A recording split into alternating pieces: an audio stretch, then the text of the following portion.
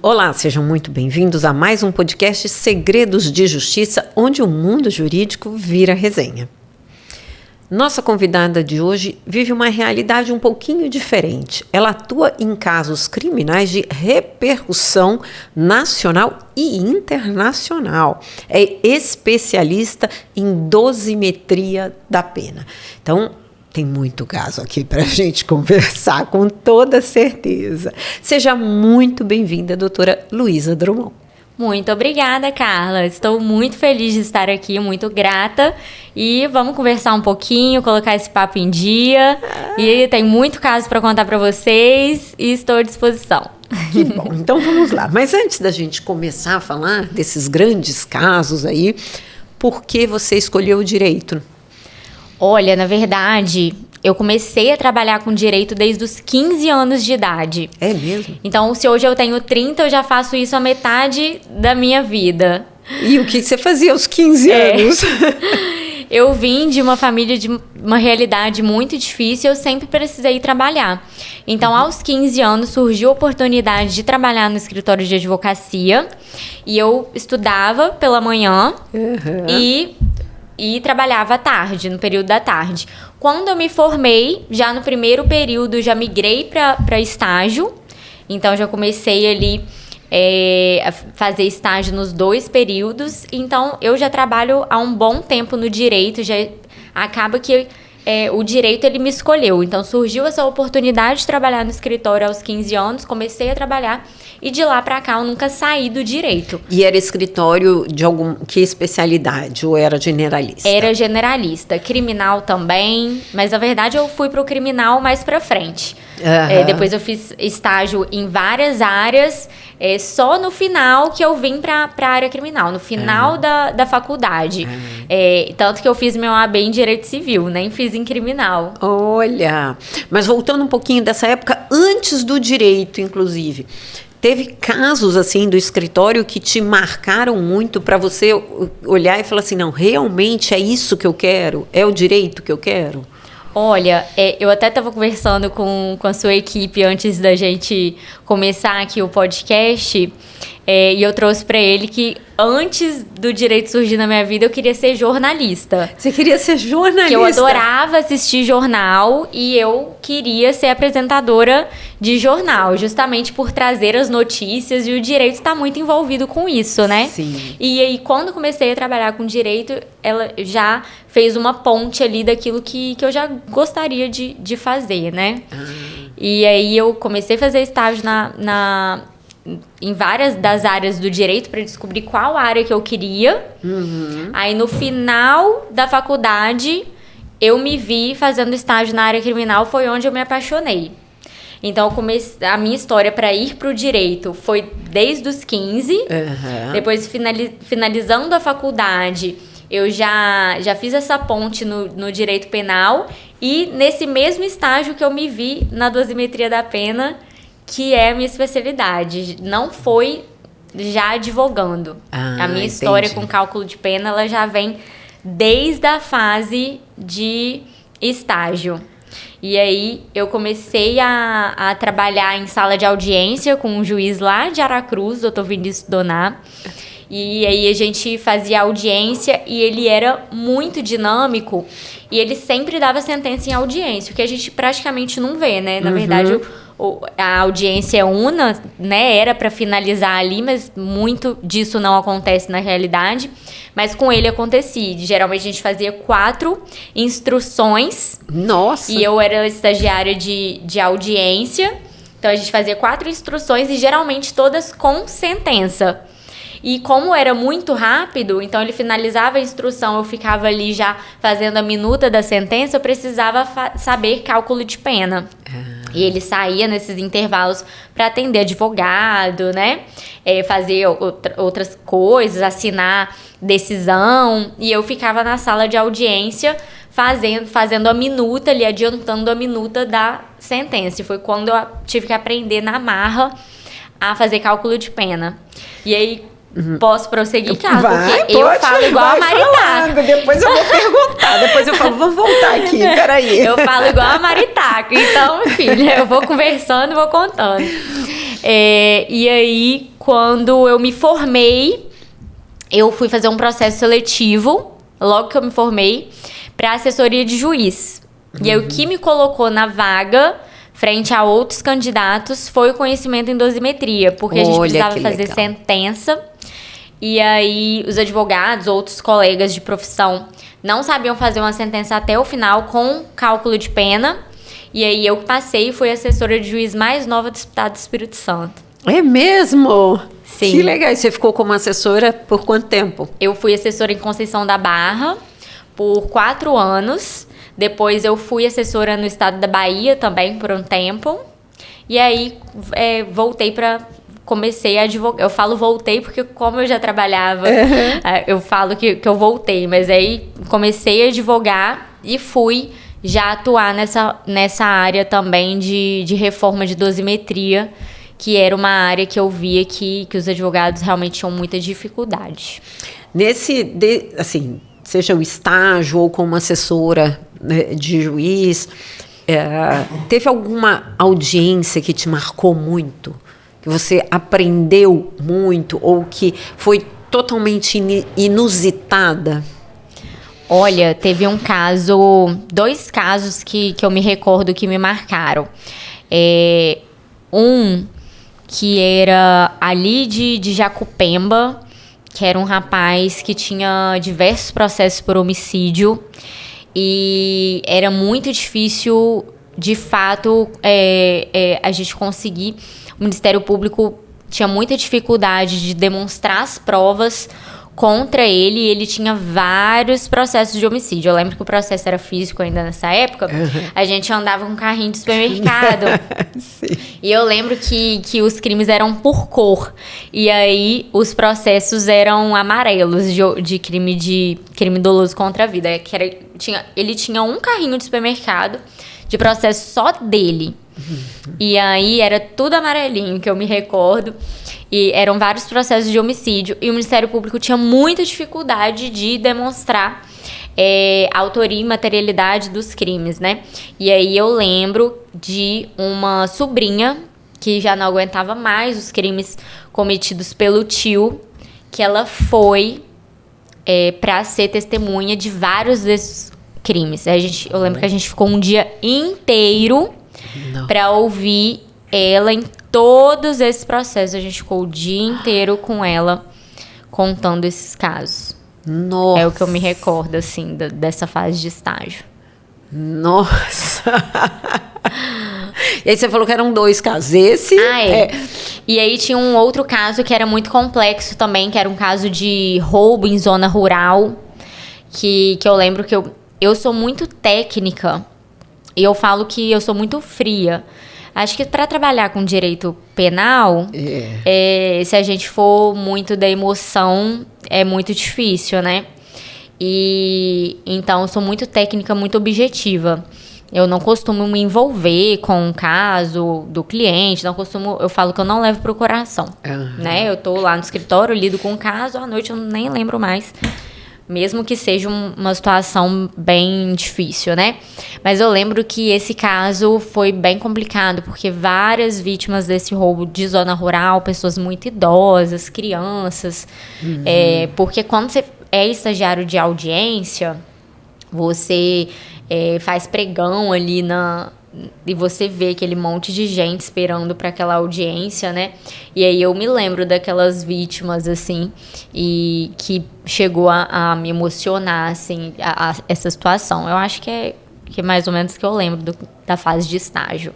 Olha, que legal, que legal. Aí você já esclareceu aqui um ponto que eu ia falar. Para estar na área criminal, precisa ser mais reservada emocionalmente, né? E você já falou, olha, eu sou bem fria. Tá? Mas teve algum caso que você, assim, se emocionou ou que você realmente falou, ou às vezes até dispensou porque você achou que ia lhe emocionar?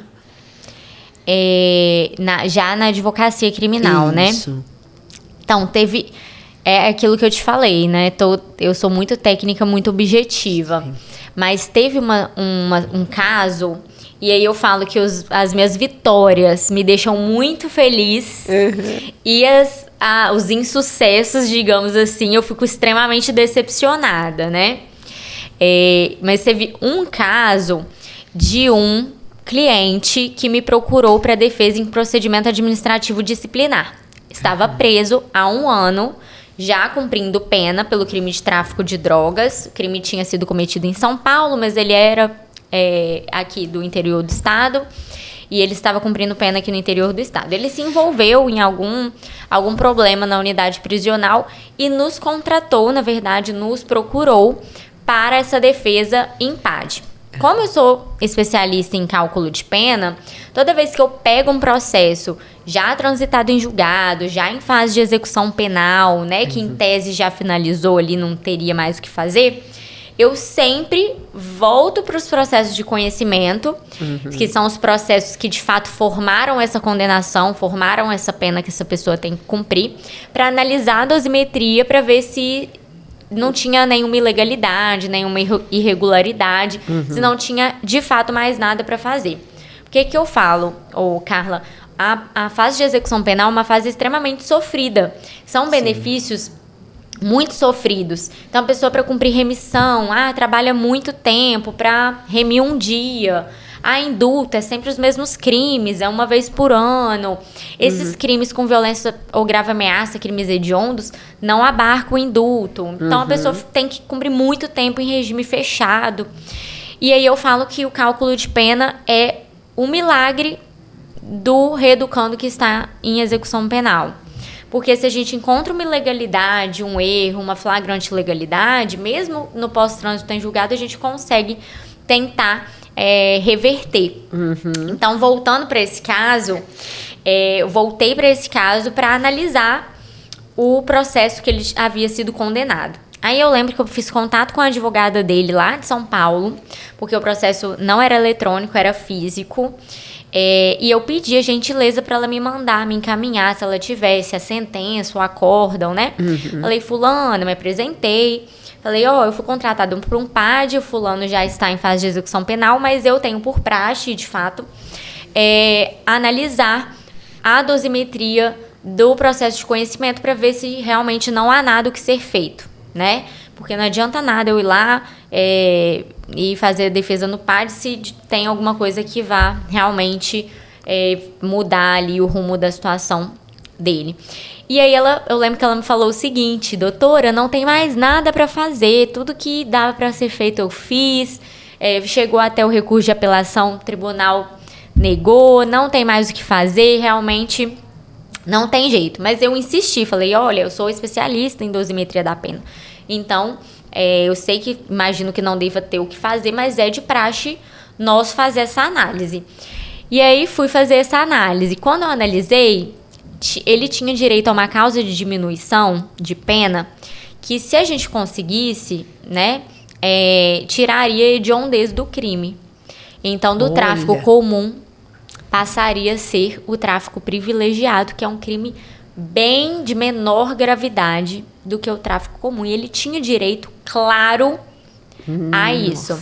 O Tribunal de Justiça de São Paulo havia negado sob uma fundamentação ilegal, inidônea. E aí a advogada da época não subiu com esse recurso para pleitear esse direito, transitou em julgado assim. Aí eu procurei o cliente, falei, fulano, porque a gente tem que ter muito cuidado com isso, né, Carla? Claro. A gente não pode prometer resultado, a gente não tem bola de cristal para saber se a gente vai conseguir, né? Então, fui muito sincera com ele. Falei, fulano, eu sei que você me contratou para um PAD, mas eu tenho uma situação que, se a gente conseguir, a gente vai resolver sua vida. Chamei a família dele, porque ele estava incrédulo, né? Enfim, falou que por ele não fazia, né? Enfim, chamei a família, falei que tinha essa possibilidade. E se havendo, quais eram as consequências se a gente conseguisse. E por que é um caso que me marcou e me emocionou, enfim?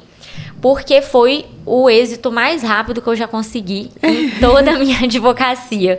Eu entrei com habeas corpus substitutivo de revisão criminal, para tentar sanar essa ilegalidade, e foi concedido no outro dia. Nossa, sim, rápido! Muito rápido. pelo ministro Reinaldo Soares da Fonseca no Superior Tribunal de Justiça. Então, eu entrei no dia e no outro dia eu tinha uma decisão sanando essa ilegalidade, concedendo o privilégio. E aí, qual que é o X da questão? É que a gente não estava falando em uma simples diminuição de pena, a gente estava falando de tirar a hediondez do crime. Com isso, lá na execução, ele tinha direito ao induto natalino. Com esse induto, extinguiu a pena, ele saiu de alvará de soltura. Com 7 dias de contratação. Nossa! Uma semana, e nos contratou para uma questão que não tem absolutamente nada a ver com a soltura dele, né? Então, nos além contratou... de soltar fogos, né? Porque... Eu lembro que foi muito engraçado, porque os familiares disseram para ele que eu gostava muito de leite queimado. E ele chegou no outro dia lá no escritório, depois do alvará de soltura, com uma garrafa de leite queimado pra mim. Ai, foi muito bacana esse caso, assim, eu conto pros meus alunos, né? Olha, que legal. E ele que era o descrente da história, né? Exatamente. Que legal, que bacana. E eu falei no início que você já atuou em casos de repercussão nacional, internacional. Que caso foi esse aí dos 700 quilos? Que inclusive você me falou que já virou música. Tem música, tinha que procurar para colocar aqui para escutar. Depois, se ele achar, coloca na edição. Então, Carla, é o que eu falei, assim, o conhecimento em dosimetria da pena me levou a lugares que eu não imaginava. Quando eu vim para a advocacia, comecei a falar sobre isso, comecei a ensinar outros advogados aquilo que eu aprendi desde a fase de estágio, até assessoria, até vir para a advocacia e começar essa forma de atuação, que é bem diferente, né, do usual, do comum. Antes de você comentar do caso, Sim. Em que momento que você entendeu que a dosimetria da pena era o seu diferencial? Aonde foi que você falou, é isso aqui que eu quero fazer? Eu acho que foram 2 chaves, né? Talvez mais de uma chave, porque eu acho que a gente demora a ter esse raciocínio de que de fato isso pode ser algo realmente que vai te tirar ali da zona de conforto, te tirar do comum, né, do usual. Então, acho que a primeira chave foi quando eu consegui esse processo seletivo. Eu era muito nova, muito novinha, então, com 23 anos, eu tinha vários candidatos muito qualificados e eu consegui a vaga pelo conhecimento em cálculo de pena. Eu lembro que todos esses candidatos fizeram sentenças ao longo de uma semana e depois que eu fui contratada, eu tive que refazer a sentença de todo mundo, porque não tinha dosimetria, não tinha cálculo de pena. E aí foi a primeira chave. Olha só como que isso foi importante. Porque eu saí de uma situação financeira muito ruim para ser assessora de juiz. Eu falava que eu tava rica, assim, pra mim. Eu tirei minha mãe do emprego, levei pra Construção da Barra, né? Então, eu falei, gente, tô rica, meu Deus, quanto dinheiro eu tô ganhando, né? Então, já virou essa chave porque, de fato, já mudou a minha realidade da minha família, né? Quando eu fui tentar colocar alguém no meu lugar... Para vir para advocacia, eu tive dificuldade, a mesma dificuldade. Então, eu tinha que ensinar. Eu ensinei uma candidata para ficar no meu lugar. Quando eu vim para advocacia, eu vi que isso era um problema ainda maior. Porque os advogados não tinham conhecimento em cálculo de pena. Então, ao analisar uma sentença penal, deixavam muitas ilegalidades passarem, penas muito altas, e eu comecei a trabalhar, desarquivar processos e ver que os advogados não recorriam das nuances, das especificidades, não recorriam de questões muito óbvias, né, de uma causa de aumento de pena, de uma causa de diminuição, de uma qualificadora, mas questões específicas como qual o critério de cálculo que o juiz utilizou. Será que é proporcional? Como que funciona esse cálculo de pena, o cálculo mesmo, tirando a parte de fundamentação? Então, os advogados não faziam isso. Então, eu comecei a desarquivar processo e comecei a fazer revisão criminal e habeas corpus substitutivo. E comecei a ter êxito e ser muito procurada por isso. Quando isso aconteceu, eu vi que realmente era a chave para minha advocacia, que eu trabalharia com isso. Foi quando eu tive a ideia de ensinar outros advogados. Agora nos conte aí o caso dos 700 quilos de ouro, é isso? Isso. Esse caso foi um roubo no aeroporto de Guarulhos, não sei se você se recorda, de 700 quilos de barras de ouro. Sim. Que os rapazes entraram vestidos de Polícia Federal. Todo mundo falou. O mundo parou. Como isso aconteceu dentro de um aeroporto? E tudo muito rápido, em minutos. Exatamente. Então, eu fui contratada nesse caso também na fase já pós-condenação, pós-recurso de apelação. Eu fui chamada por uma advogada lá de São Paulo, muito conhecida, a doutora Cíntia, muito respeitada. Então, ela foi contratada para este caso e me chamou. Falou, eu conheço uma advogada lá no interior do Espírito Santo que ela é especialista em dosimetria da pena. Então, a gente precisa tê-la. Eu lembro que eu recebi essa ligação à noite. Eu fiquei assim... Eu fiquei uns minutos pensando, meu Deus, será que é esse caso mesmo? Será que é aquele caso famoso? Será que sou eu mesmo? Foi o primeiro caso assim, que você atuou de maior repercussão? Foi o primeiro caso de maior repercussão. Eu já tinha lidado ali com casos, né, da cidade, sim. até do estado, mas não dessa amplitude que esse caso, qualquer lugar que você falar, sim, as pessoas conhecem, né?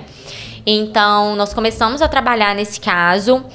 Fiz uma análise completa da dosimetria, a gente faz o atendimento desse cliente sempre, já tem mais de um ano que eu estou nesse caso, já conseguimos êxito.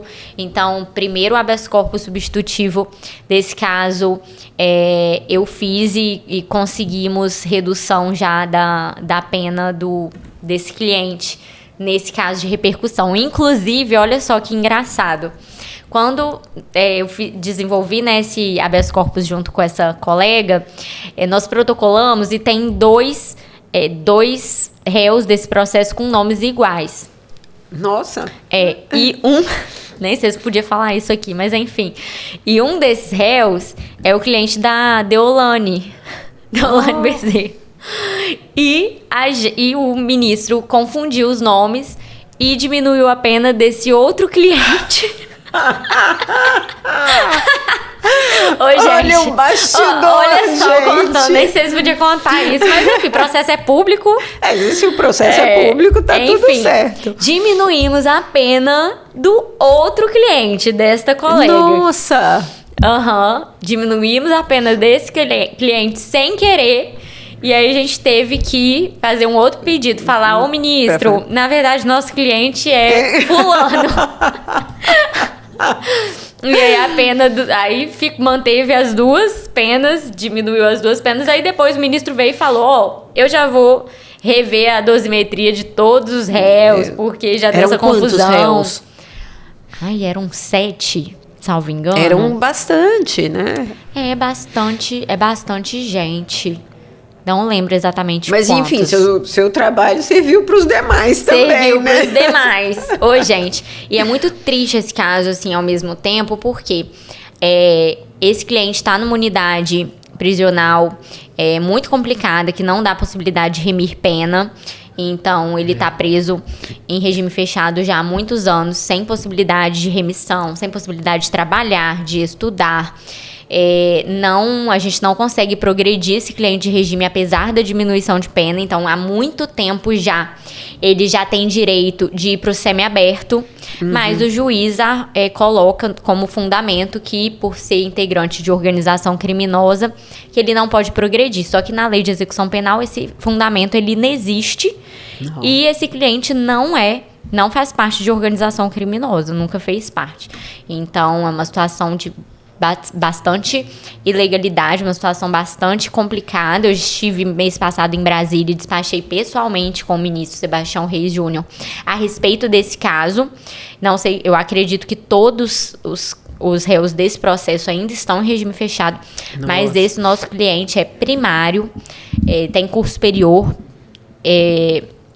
nunca teve possibilidade de trabalhar, de remir pena, já tem o requisito objetivo e subjetivo para progredir há muito tempo, e ele está nessa situação aí muito complicada, quase um estado de coisa inconstitucional, sem progredir de regime. Não. E como é que foi a sua atuação no caso aí de criptomoedas? Que foi outro caso, sim, de repercussão aí, né? Esse é um caso de repercussão internacional, Carla, porque as investigações iniciaram com o FBI nos Estados Unidos, né? É mesmo? Devido à movimentação financeira. Eu também fui chamada para atuar nesse caso, já no pós-sentença, né? Para trabalhar especificamente na dosimetria. Então, nós temos colegas de todo o Brasil, especialistas em cada questão. Nós temos agora o especialista em recurso especial, um especialista em crimes financeiros, e eu, como especialista em dosimetria da pena, atuo especificamente no cálculo de pena. E recentemente tivemos também um sucesso nesse caso. Eu entrei para as razões de apelação, para a parte de dosimetria. As razões de apelação, quase um livro, tinha até sumário. É mesmo? Muito grande, é um caso muito volumoso, de muitos crimes. E as teses de dosimetria, parte delas, foram as únicas que foram acatadas no recurso de apelação. É mesmo? E nós tivemos uma diminuição de mais de 10 anos de pena. Ainda remanescem muitas ilegalidades, mas nós vamos correr atrás agora no STJ. Você quer falar quem está envolvido nesse processo? Não, se você quiser falar, você pode falar. Você fica à vontade. Eu ia perguntar outra coisa. Uma das vítimas desse caso é a Sasha, né? Filha da Xuxa. Nossa. Então, é um caso realmente bastante repercussão.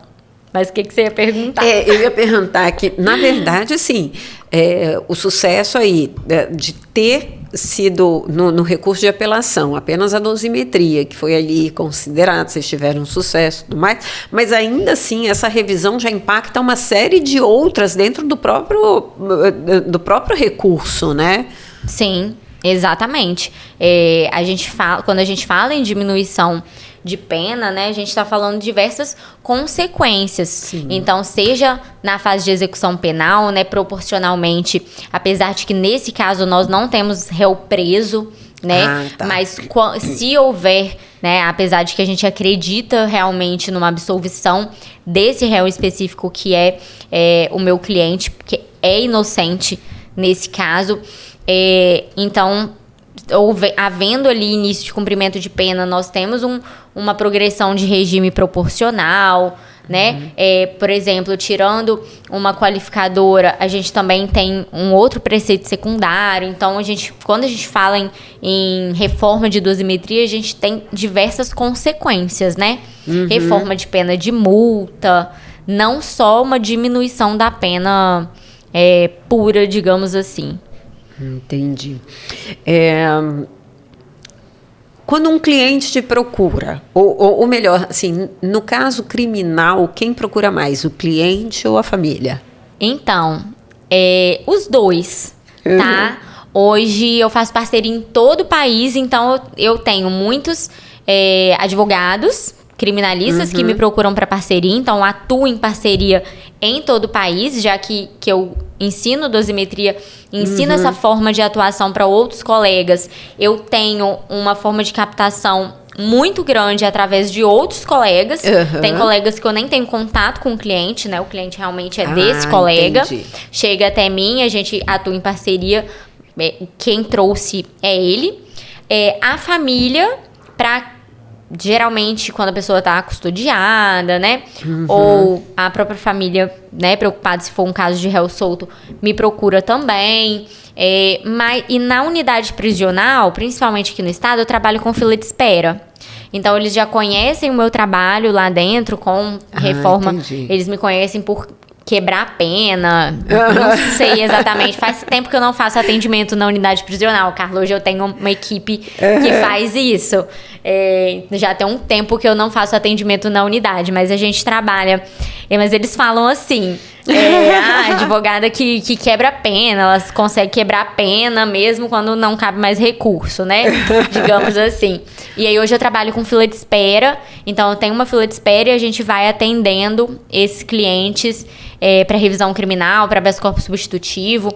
Hoje eu ensino muitos os advogados, meus alunos, a trabalhar com menos volume, mais qualidade, Então, a gente tem essa fila de espera justamente para organizar e dar a atenção que o cliente merece. Então, hoje, basicamente, você não pega um caso desde o início, você já pega sempre para a revisão da pena. Ou para fazer esse cálculo. Então, 90% da minha atuação, ela é específica no pós-trânsito em julgado, para isso, entendi. Tá? Mas ainda tem um caso ou outro, casos de crimes financeiros que eu atuo, também tenho uma atuação para parte de investigação criminal, atuo muito em crimes financeiros, lavagem de dinheiro, usura, grandes operações. É mesmo? Sim. Também atuo bem nessa parte, mas vamos dizer que 90% da minha atuação é voltada para a reforma de cálculo de pena. As pessoas já me procuram para isso. Qual cliente mais te ensinou? Ou qual caso de um cliente que você aprendeu muito? Seja assim, de um lado mais pessoal ou um lado profissional, mas que aquilo fez você repensar algumas coisas. Eu acho que todo caso ensina alguma coisa para nós, sim. Né? Mas você tem um caso mais... Vou te falar assim, que o cliente chato ensina muito a gente a filtrar o caso que a gente quer pegar. Acho que ensina muito a gente. A gente aprende a selecionar, a gente aprende a filtrar, porque tem cliente que suga muita energia e eu foco muito nisso com os meus alunos, ensino muito isso. Então, acho que o cliente... Eu tenho tinha alguns clientes chatos, hoje eu já aprendi a selecionar muito disso. E aí, tem clientes que a gente aprende muito. Seja com o próprio cliente, seja com o caso.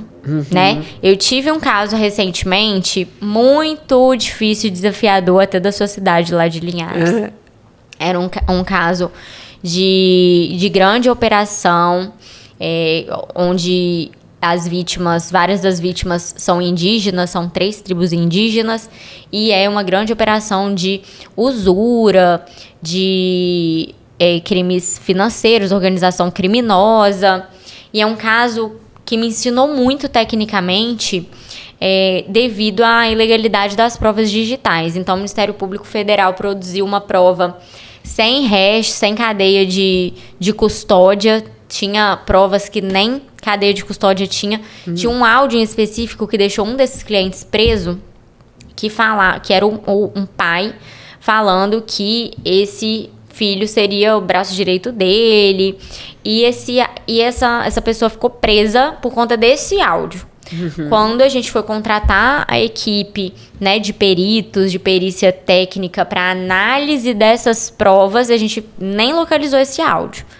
O Ministério Público nunca entregou, esse áudio nunca existiu. Então, acho que tecnicamente, e aí na audiência a gente ouviu esse perito que analisou e a gente conseguiu a soltura de todas as pessoas do processo. Inclusive dos outros que não eram nossos clientes, nossos representados. Então, acho que esse caso me ensinou muito a perceber, assim, nas entrelinhas. Eu tenho casos que me marcam, que eu aprendo muito com o cliente. Casos que me marcam muito são casos de pessoas inocentes. Então, você defender um culpado é muito fácil. Ainda mais eu, que sou especialista em dosimetria da pena e defendo a pena justa, tá? Agora, defender um inocente é um grande desafio. Tem vezes que a gente consegue mostrar isso e tem vezes que a gente não consegue o êxito. Eu tive recentemente 2 lados desse, né? Que aí eu vou inteirando aí a resposta da sua pergunta. De um roubo em uma fazenda em Jaguaré, que a gente conseguiu absolver esse rapaz, que de fato era inocente.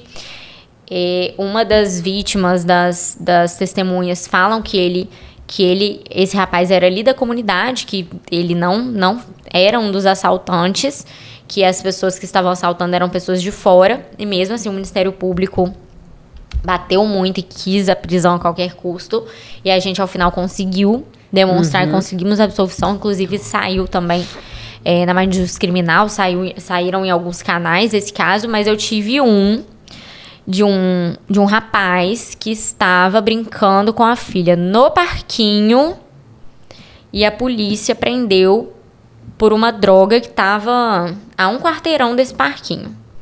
Então, um caso extremo de racismo estrutural, que a pessoa foi condenada, o Tribunal de Justiça manteve a condenação e agora a gente está brigando e lutando lá no STJ.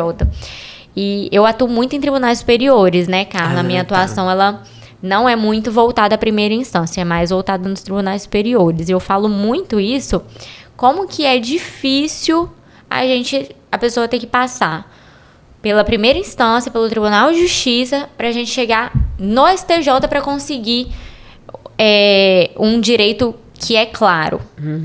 Então, acho que a gente até aproveitar o podcast para trazer essa reflexão. Claro. Né?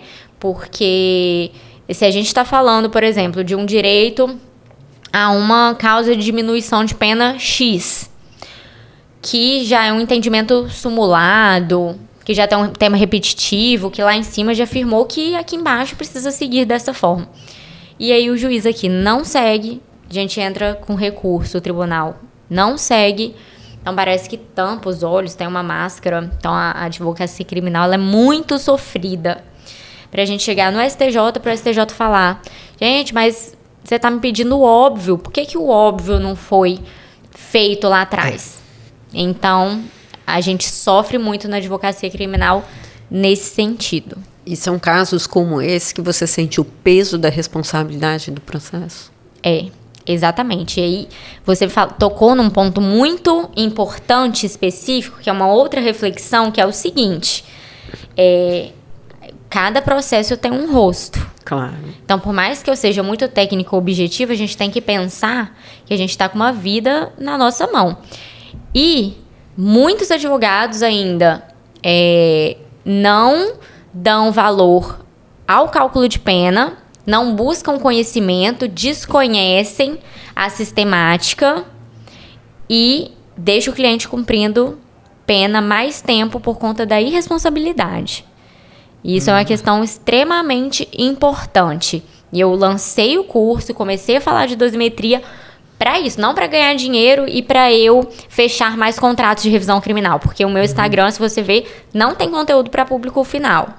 Então, eu comecei essa jornada, digamos assim, para implantar essa mentalidade no advogado criminalista, porque às vezes o cliente cumprir uma pena em regime fechado, em regime aberto, está na mão do advogado. Então, isso é extremamente importante. Esse já era o próximo ponto, né? Que você é muito atuante nas redes sociais, voltado exatamente para os advogados, com essa conscientização da dosimetria da pena. Como é que foi isso? Em que momento você falou assim, não, eu preciso falar com o advogado? Foi por ter olhado tantas vezes isso? Então, vou te contar. Quando eu comecei a atuar com dosimetria, que ligou essa chavinha, que eu tive os meus primeiros casos de reforma, eu já tive a ideia de lançar o curso.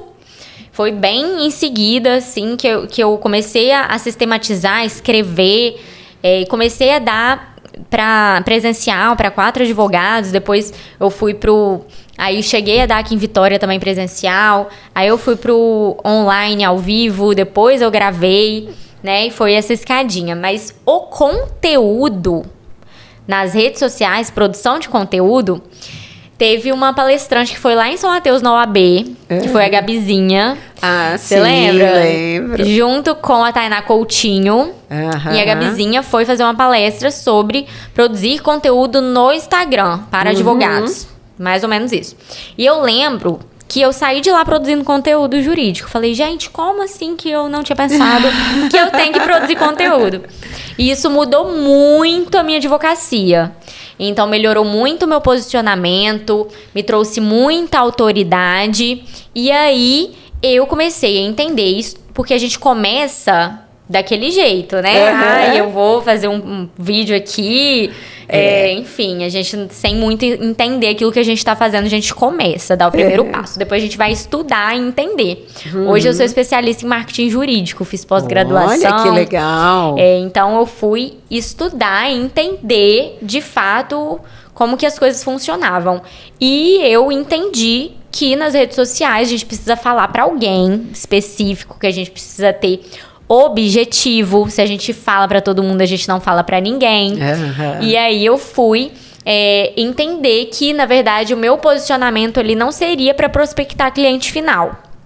Que o meu posicionamento seria para a educação de outros advogados criminalistas. Então, comecei com o curso e fui segmentando o meu Instagram para falar para outros advogados. Então, hoje, as minhas redes sociais, a minha produção de conteúdo é toda voltada para advogados criminalistas. Então, eu ensino sobre dosimetria da pena, eu falo que nosso Código Penal ele é muito pobre, falta muita informação. Quem entende de dosimetria geralmente é juiz que tem que fazer o concurso de magistratura e precisa saber fazer ali para concurso. O advogado ele não passa por isso, não tem essa sistemática. Então, eu criei o primeiro curso voltado para advogados criminalistas, onde eu ensinava a primeira fase, segunda fase, terceira fase, como o juiz faz o cálculo, o que o advogado tem que fazer para descobrir esse critério, se ele é legal ou não.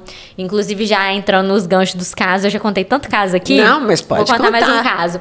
De um caso que eu fiz um habeas corpus substitutivo também para os tribunais superiores apenas de reforma de cálculo matemático. Então, não houve afastamento de nenhuma circunstância judicial, qualificadora, nada disso. Só teve reforma de critério de cálculo, que o critério de cálculo do juiz era extremamente desproporcional. Que é um juiz, inclusive, muito conhecido aqui no estado do Espírito Santo, lá da sua terra, que tem uns cálculos de pena muito altos, né? Ele é conhecido por sentença de 100 anos, enfim. E aí, eu falei, gente, mas essa fundamentação tá impecável, essa dosimetria a olho nu, ela tá perfeita. Quando você vai fazer o cálculo matemático, você vê que não segue um critério que o STJ, o STF entendem por proporcional. Então, o problema está no critério de cálculo. E aí, todo mundo que eu comecei a ensinar isso, começou a recorrer dessas sentenças, todo mundo começou a ganhar. Olha o pulo do gato, Oi, gente, agora eu me perdi, porque eu ia voltar a falar sobre o meu perfil, né? Que você está falando, que você estava falando exclusivamente para advogados. Isso. Então, que você se posicionou, foi estudar marketing digital. Isso, exatamente isso. Eu comecei, legal. De fato, a falar, segmentar aí o conteúdo. Seu trabalho é incrível. Parabéns. Obrigada. Fico Parabéns. Feliz que você tenha gostado. Não, assim, incrível mesmo. Né, a sua trajetória, o que a gente vê, né, a sua coragem, o seu posicionamento, parabéns, está de parabéns. Obrigada. Agora, estou encantada, eu não a conhecia, vim conhecer porque uma colega, acho que indicou, nós fizemos o convite, falei, não, a gente tem que trazer para conversar. E aí você está conhecendo junto com o pessoal. Exatamente, então assim, parabéns. Obrigada. Agora a gente entra no momento de um bate-pronto. Tá bom, vamos para esse bate-pronto. Cuidado, hein, que você viu como que eu falo as coisas, né? Alvará felicidade, em todos os sentidos, né? Eu vou melhorar essa resposta. Eu vou falar que alvará é a consequência de um trabalho muito bem feito do advogado criminalista. Um livro que te marcou, não jurídico. O Corpo Fala. Patrick, meu cunhado, me deu esse livro para eu apresentar para os outros colegas do escritório e ele serviu muito para mim. Eu gostei muito desse livro. Uma audiência inesquecível. É porque tem muitas audiências, assim, pra te falar a verdade, eu não faço muitas audiências mais, né? Eu faço muita sustentação oral. Mas a audiência... Mas uma sustentação oral inesquecível. Mas agora eu vou falar os dois, porque... Tá bom, então vale. A audiência, eu acho que essa última que eu te falei do caso da organização criminosa das provas digitais, que a gente teve a soltura de todo mundo. Eu não sou, assim, de comemorar e de me emocionar. Mas eu pulei, enfim, abracei todo mundo, fiquei super feliz. E uma sustentação oral... a última que eu fiz no Superior Tribunal de Justiça. Acho que tem uma diferença da gente sustentar aqui no TJ e sustentar nas cortes superiores, assim, é diferente a sensação, e era um caso muito específico, que eu vou contar muito rápido, porque a gente tá no bate-bola, mas de um processo que eu desarquivei para fazer revisão criminal e o processo sumiu. Uau! E eu entrei com um habeas corpus para tentar a suspensão executória, a suspensão dessa pena, porque se eu não tenho como rever o material da pessoa que foi condenada, como que a pessoa está cumprindo pena, né? Então, eu sustentei essa situação no STJ. Nossa! Nunca comece uma sustentação oral com... se desculpando e falando que tá nervoso. Meu Deus do céu, esses dias eu estava assistindo uma sustentação oral e eu fiz um post sobre isso no meu Instagram. De um senhor já, um advogado de muitos anos de carreira, que falou que era a primeira vez que ele estava sustentando, que ele estava muito nervoso, que ele não estava acostumado a fazer sustentação oral, porque ele estava acostumado com o primeiro grau. O que eu falei pros meus seguidores? Falei, olha, primeiro erro, você não tem que falar que você tá nervoso, às vezes ninguém nem vai perceber. Então você tira a segurança e a credibilidade naquilo que você tá falando, né? Não faça uma coisa dessa. E outra coisa, o advogado criminalista precisa estar preparado para atuação em primeira instância. Porque se a gente tá falando de uma prisão ilegal preventiva, por exemplo, você vai contar que você vai tirar, você vai conseguir a liberdade com o juiz de primeiro grau? E cadê sua competência técnica para impetrar um habeas corpus? E você vai impetrar um habeas corpus e vai largar nadando naqueles 1 milhão de habeas corpus que tem todo dia? Você não vai fazer uma sustentação oral? Então, achei um absurdo e fiz esse conteúdo. Audiência presencial ou virtual? Virtual, porque não estamos na época do dinossauro. A gente precisa estar em vários lugares ao mesmo tempo. Então, virtual. Processo físico e eletrônico. Eletrônico, pelo mesmo motivo. Gente, apesar que eu adoro um papel, tá? Não vão dizer que eu sou tão literal. Adoro um papel e adoro uma audiência presencial, porque não tem essa troca que a gente tem, né? Um jurista. Um jurista? Eu vou falar uma jurista, doutora Florence Rosa, que é minha amiga, tribuna, que eu vou palestrar mês que vem no evento dela lá em São Paulo, na Escola Feminina de Criminalistas, e ela vai fazer o lançamento do livro dela, de quesitos, então é isso aí. Que legal. Se não fosse advogada, seria? Jornalista. Jornalista. Acho que eu falei isso, né? Eu seria jornalista. Eu adoro falar. Acho que você percebeu. Não, Luísa, adorei nosso bate-papo. Muito obrigada. Desejo muito sucesso. Muito sucesso para você. Eu que te agradeço, adorei a oportunidade, eu adoro podcast, adoro ter essa oportunidade. E é isso, muito obrigada e tô ansiosa para assistir. E para vocês, não esqueçam de curtir, compartilhar, dar uma moral aqui pro canal, inscrevam-se. E se tiver uma boa história, comentem aqui que a gente quer saber. Até a próxima!